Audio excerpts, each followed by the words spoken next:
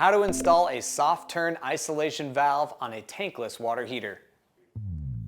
Welcome back. Let's get started.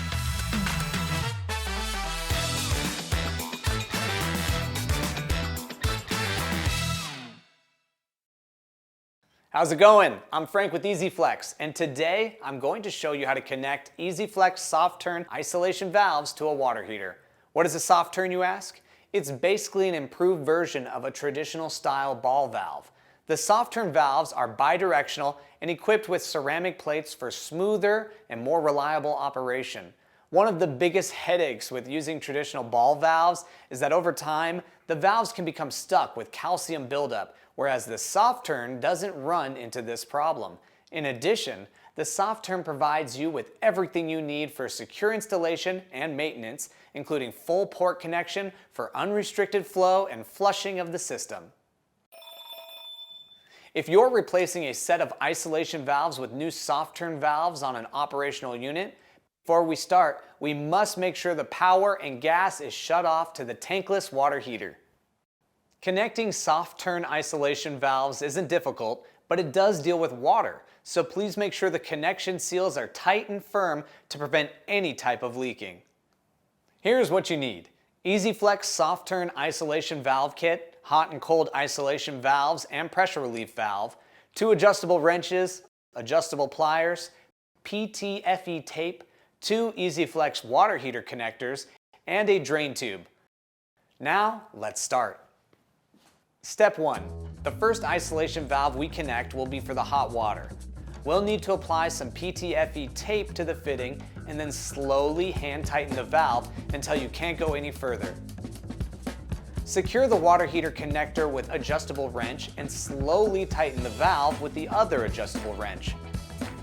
Make sure you line up the valve so the handles are facing out.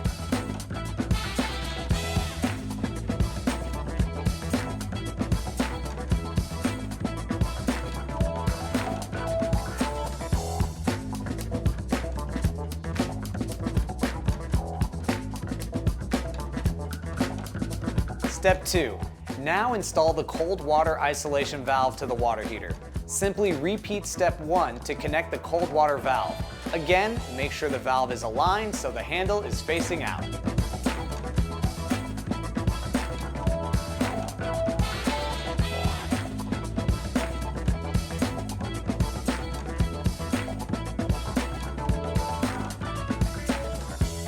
Step 3. This final step is also very important. This part here, this is called the pressure relief valve, and this is an extremely important safety device that releases built-up pressure within the system.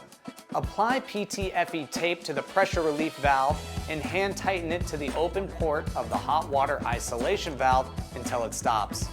Finally, secure the hot water isolation valve with an adjustable wrench and use the other adjustable wrench to tighten the pressure relief valve until the seal is tight and firm. Please be sure that the drain tube is connected to the pressure relief valve.